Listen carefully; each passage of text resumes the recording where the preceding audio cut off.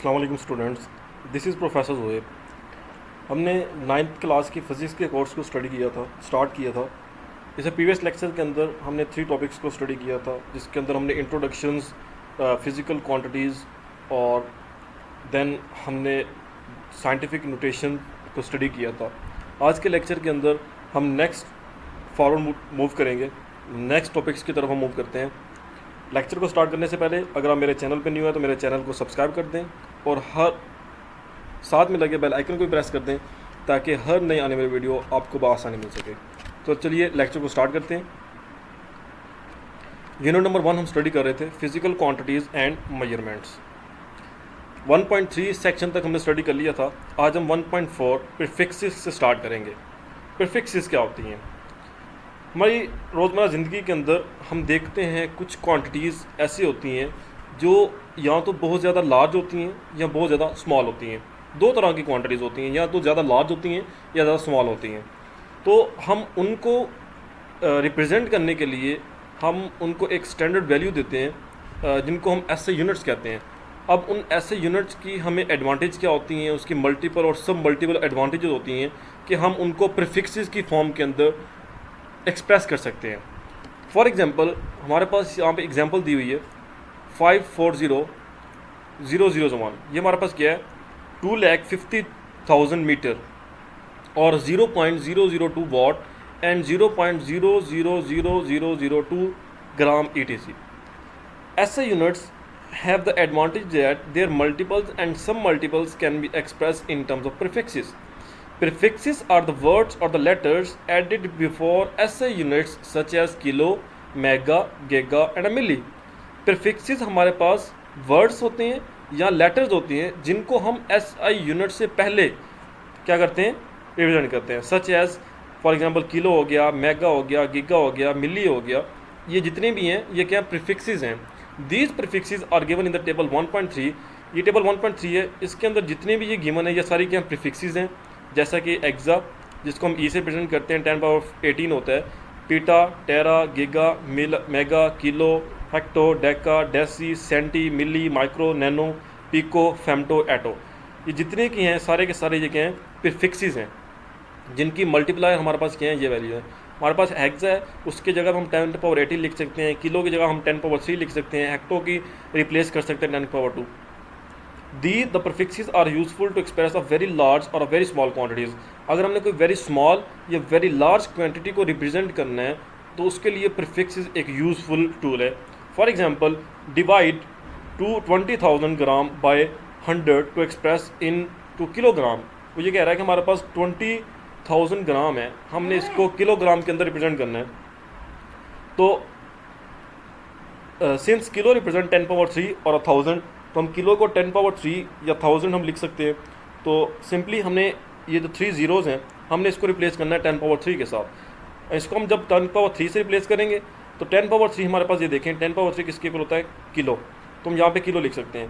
तो हमारे पास 20,000 ग्राम सिंपली हमारे पास किसके इक्वल होगा, 20 किलोग्राम के इक्वल होगा। हम इसको 1000 के साथ डिवाइड कर दें या हम इसको 3 ज़ीरोज़ को रिप्लेस कर दें 10⁻3 के साथ, तो हमारे पास 10⁻3 किलो की इक्वल है, तो हमारे पास 20 किलोग्राम की इक्वल हो जाएगा।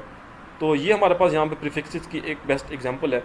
जब हमारे पास कोई वेरी लार्ज क्वांटिटी होगी या कोई स्मॉल क्वांटिटी होगी हम उसको प्रीफिक्सेस की फॉर्म के अंदर रिप्रेजेंट कर सकते हैं। Table 1.3 are used with both types based and the derived units. इसके अंदर हम बेस यूनिट्स और ड्राइव यूनिट दोनों यूज़ कर सकते हैं। Let us consider few more example. हमारे पास एग्जांपल्स हैं, ये हमारे पास 2 लाख मीटर पर सेकंड है, तो इसको 3 ज़ीरोज़ को हम 10⁻3 के साथ रिप्लेस कर सकते हैं। 10⁻3 के साथ रिप्लेस किया, देन हमने इसको क्या कर दिया, किलोमीटर के अंदर रिप्लेस कर दिया, क्योंकि 10⁻3 हमारे पास किसके किलो होता है, किलो के अंदर, तो हमारे पास किलोमीटर पर सेकंड आ जाएगा। इसी तरह हम इसके 3 ज़ीरोज़ हैं 10⁻3 के साथ रिप्लेस करेंगे। ये 10⁻3 किसके इक्वल है हमारे पास, किलोमीटर के, तो मैं आप किलो की इक्वल है, सो 10⁻3 किलो की इक्वल है, हमारे पास किलो की इक्वल आ जाएगा और वाट आगे आ जाएगा। इसको अगर मज़ीद अगर हम सोल्व करें तो हमारे पास क्या है, इसको मज़ीद जब हम 10⁻6 के साथ मल्टीप्लाई करेंगे, यानी कि 10⁻3 पहले वाला और 10⁻3 ये 10⁻6 हो जाएगा, ठीक है। और इसको हम 10⁻6 के इक्वल है, मेगा की इक्वल है, तो हमारे पास 4.8 मेगा वाट हो जाएगा। इस तरह पहले हम इस 3, ये हमारे पास 3 ज़ीरोज़ हैं और 3 ज़ीरोज़ हैं, 10⁻6 है, 10⁻6 से रिप्लेस किया और 10⁻6 की इक्वल है, मेगा की इक्वल है। Scientific notation. A simple but scientific way to write large or small numbers is to express them in some power of 10. अब साइंटिफिक नोटेशन हमारे पास क्या होती है कि एक सिंपल लेकिन एक साइंटिफिक वे होता है किसी लार्ज या किसी स्मॉल नंबर को एक्सप्रेस करने के लिए किसी भी पावर ऑफ 10 के अंदर, ठीक है। जैसे कि मैंने आपको बताया कि हमारे पास 1000 है, तो हम उसको लिख सकते हैं 1 क्रॉस 10 पावर 3 हम लिख सकते हैं, ठीक है। हमने जीरोस को क्या कर दिया 10 की पावर के अंदर रिप्लेस कर दिएगा।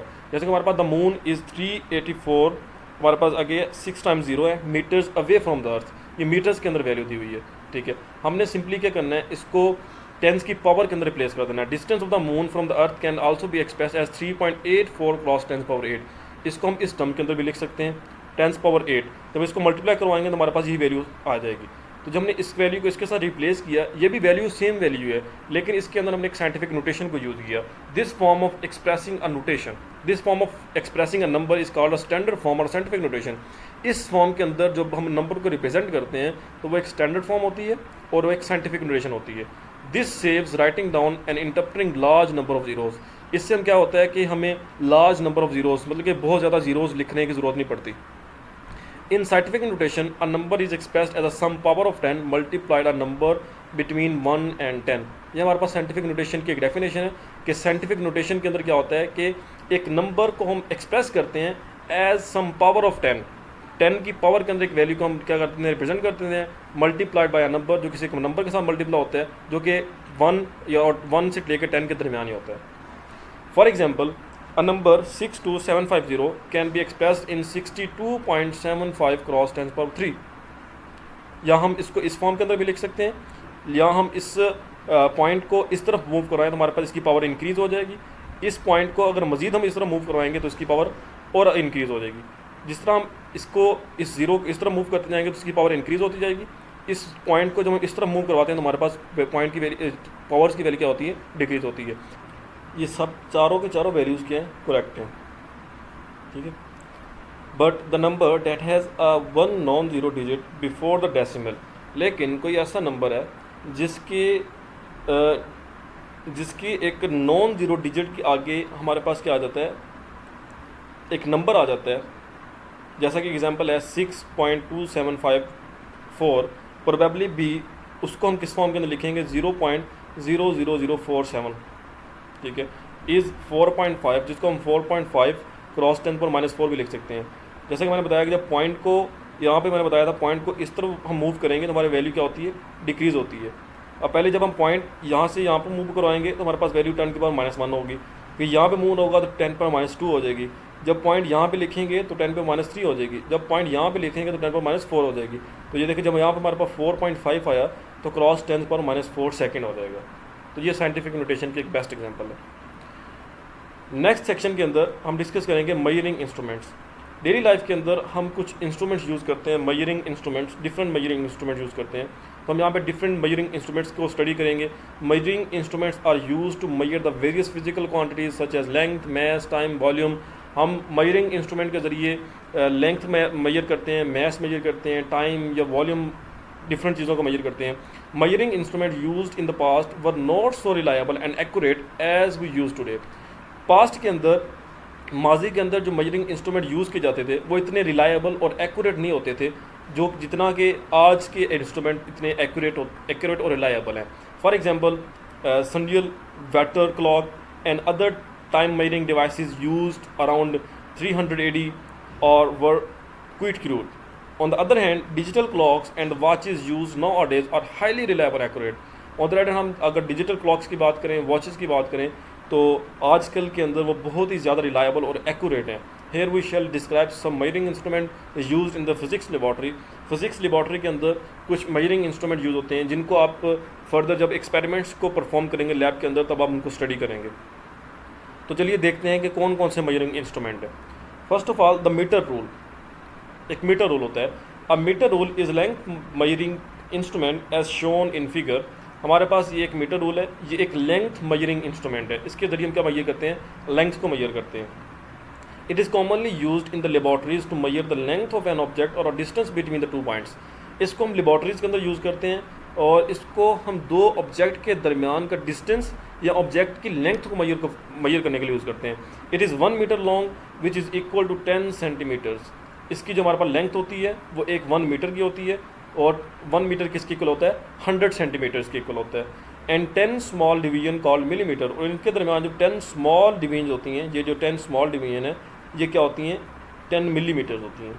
Thus 1 millimeter is the smallest reading that can be taken using a meter rule and it is called the least count। तो हम एक मीटर रूल से जो मिनिमम रीडिंग, जो सबसे कम रीडिंग हम फाइंड कर सकते हैं, वो क्या कौन सी होती है, मिलीमीटर होती है।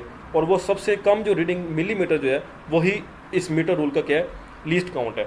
While measuring length or a distance, eye must be kept vertically above the reading point as shown in figure। और जब हमने कोई रीडिंग हमने मेजर करनी है, लेंथ या डिस्टेंस मेजर करना है, तो हमने अपनी जो आंख है उसको बिल्कुल जो रीडिंग पॉइंट है उसके वर्टिकली अबव रखनी है। The reading becomes doubtful if the I is position left और राइट टू द पॉइंट। अगर हमारी आंख इस तरह होती है कि अगर हम बिल्कुल ऊपर से नहीं, हम इधर उधर से देख रहे हैं, तो हमारे पास जो रीडिंग है वो हमारी रीडिंग थोड़ी सी डाउटफुल हो सकती है। तो इस चीज़ का आपने ख्याल रखना है। नेक्स्ट हमारे पास है मेजरिंग टेप। मेजरिंग टेप एक मेजरिंग इंस्ट्रूमेंट है। Measuring tapes are used to measure the length in metres and centimetres. ये हम लेंथ मेजर करते हैं मीटर्स के अंदर और सेंटीमीटर्स के अंदर। इसके अंदर हम मिलीमीटर का कॉन्सेप्ट नहीं आता। ये हमारे पास एक मेजरिंग टेप है, use by a black Smith and the carpenters, जिसको ब्लैक स्मिथ और कारपेंटर्स यूज़ करते हैं। A measuring tape consist of a thin and a long strip of cotton. ये क्या होती है, एक लॉन्ग थिन स्ट्रिप होती है कॉटन की, मेटल की बनी हो सकती हैं या प्लास्टिक की हो सकती हैं। जनरली ये 10 मीटर की होती है, 20 मीटर की होती है, 50 मीटर की होती है और 100 मीटर लॉन्ग भी होती है। Measuring tapes are marked in centimetres as well as in inches. जो मेजरिंग टेप होती है वो ज़्यादातर सेंटीमीटर्स के अंदर होती है और इंचज़ के अंदर भी देखी जा सकती है। नेक्स्ट मेजरिंग इंस्ट्रूमेंट है वर्नियर क्लिपर। वर्नियर क्लिपर को भी हम लैब्स के अंदर डायमीटर लेंथ मेजर करने के लिए यूज़ करते हैं। The accuracy obtain in the measurements use in a metre rule is up to 1 millimetre. Vernier caliper के अंदर हम जो मेजर करते थे, लेंथ मेजर करते थे, वो अप टू 1 मिलीमीटर थी। 1 मिलीमीटर से ऊपर की जितनी भी हमारे पास लेंथ है वो हम मेजर कर सकते थे।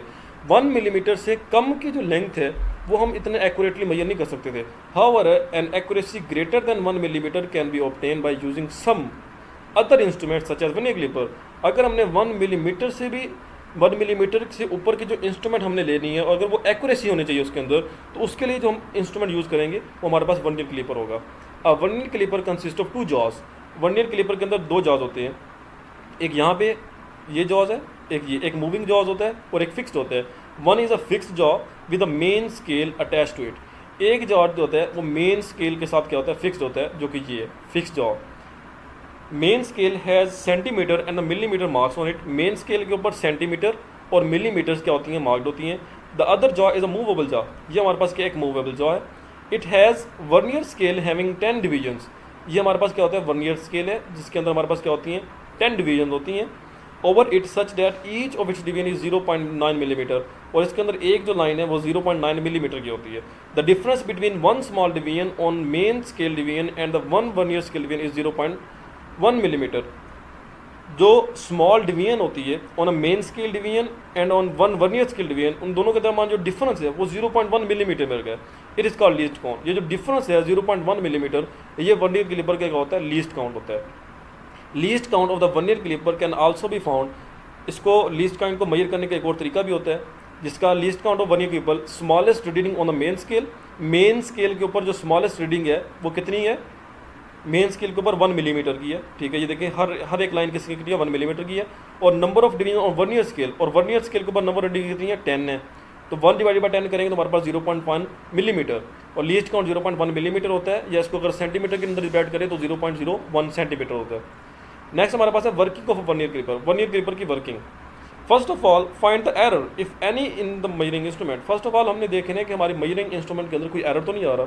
अगर कोई एरर आ रहा है तो हम उस एरर को क्या करेंगे, सेट करेंगे। It is called the zero error of the instrument, जिसको हम क्या कहते हैं, जीरो एरर कहते हैं। Knowing the zero error necessary correction can be made to find the correct measurements.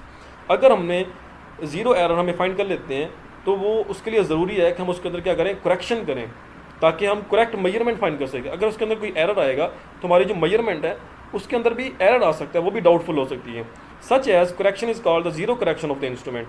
और जब हम उस जीरो एरर की करेक्शन एरर को सेट करते हैं उसको हम कहते हैं zero correction of the instrument. Zero correction is the negative of the zero error. Zero correction जो होती है वो नेगेटिव हो सकती है जीरो एरर की। अब zero error and the zero correction, zero error और जीरो करेक्शन क्या होती है? To find the zero error close the जार्ज of the vernier calipers gently. अगर हमने जीरो एरर फाइंड करना है तो हम दोनों जार्ज को क्या करेंगे, वर्नियर के दोनों जार्ज को क्या कर देंगे, क्लोज कर देंगे। If zero line of the vernier scale coincides with the zero of the main scale, अगर वर्नियर स्केल की जीरो लाइन मेन स्केल की जीरो लाइन के साथ कोइंसाइड करती है, अगर मेन स्केल की जीरो लाइन वर्नियर स्केल की जीरो लाइन के साथ कोइंसाइड करती है then the zero error is zero. तो उसका जीरो एरर क्या होगा, जीरो होगा। Zero error will exist if zero line of the vernier clipper scale is not coinciding with. अगर ये देखें इसकी जीरो लाइन और इसकी जीरो लाइन आपस में एक दूसरे का आमने सामने नहीं है, इसका मतलब है इसके अंदर क्या है, एरर है। Zero error will be positive if zero line of the vernier scale is on the right side. अगर वर्नियर स्केल की लाइन ये राइट साइड पे होगी तो पॉजिटिव जीरो एरर होगा, अगर ये वाली जीरो लाइन इस साइड पे होगी तो ये नेगेटिव जीरो एरर होगा। दो तरह के हमारे पास एरर होते हैं। Taking a reading on a vernier scale. अब वर्नियर स्केल के ऊपर हम रीडिंग किस तरह लेंगे? Let us find the diameter of the solid cylinder using a vernier caliper. हमने वर्नियर क्लिपर को यूज़ करते हुए एक सॉलिड सिलेंडर का क्या करना है, डायमीटर फाइंड करना है। Place the solid cylinder between the jaws of the vernier caliper. हमने वर्नियर क्लिपर के जॉज के अंदर सिलेंडर को प्लेस किया as shown figure. Close the jaws till they press the opposite side of the project. हमने इसको close करना है जब तक ये दोनों आपस के अंदर यहाँ पे इसको आपस में स्ट्रॉन्गली क्या कर लें, आपस में कनेक्टेड ना हो जाए। Note the complete division of the main scale pass the vernier scale zero in the tabular form. हमने यहाँ पर क्या करनी है, रीडिंग्स को क्या करना है, मेजर करना है मेन स्केल और वर्नियर स्केल की। Next find the vernier scale division that is coinciding with any division on the main scale. Next हमने कोई ऐसी हमने डिवीजन फाइंड करनी है जो मेन स्केल और वर्नियर स्केल की कोई भी एक डिवीजन आपस में मल्टीप्लाई हो रही हो। फिर हमने क्या करना है, हमने देख लेना है कि कौन सी लाइन कौन सी डिवीजन जो है मेन स्केल के ऊपर जो है वो क्या कर रही है, आपस में कोइंसाइड कर रही है। जो नंबर हमारे पास जो जितने नंबर वाली लाइन आपस में कोइंसाइड हो रही होगी उस लाइन को हमने मल्टीप्लाई करना है लीस्ट काउंट के साथ जो कि 0.1 मिलीमीटर है या 0.01 सेंटीमीटर है। उसको हमने वर्नियर क्लिपर की लीस्ट काउंट के साथ मल्टीप्लाई करना है और उसको हमने ऐड कर देना है मेन स्केल की रीडिंग के साथ। तो वो जब हम उसको ऐड करेंगे तो हमारे पास वो जो रीडिंग आएगी this is equal to the diameter of the solid cylinder. वही हमारे पास सॉलिड सिलेंडर का क्या होगा, डायमीटर होगा। देन हम उसके अंदर जीरो करेक्शन जो हमारे पास हमने कैलकुलेट किया होगा हमने उसको डायमीटर के अंदर ऐड कर देना है ताकि हमारे पास जो करेक्शन है वो करेक्ट आ सके। अगर हमारे पास जीरो करेक्शन जीरो है तो हम जीरो को ऐड कर देंगे। अगर हमारे पास कोई जीरो एरर निकला है तो हम उस जीरो एरर को इस डायमीटर के अंदर ऐड करेंगे तो हमारे पास जो वैल्यू निकलेगी फाइनल वो हमारे पास डायमीटर होगा। इसी तरह हम इसी प्रोसीजर को रिपीट करेंगे और हम रिकॉर्ड करेंगे 3 ऑब्जर्वेशन एटलीस्ट रिकॉर्ड करेंगे। और हर दफ़ा जो हमने ऑब्जर्वेशन लेनी है वो हमने सिलेंडर को निकाल के दोबारा प्लेस करना है और उसको रोटेट करना है हर दफ़ा। ये था हमारा आज का लेक्चर।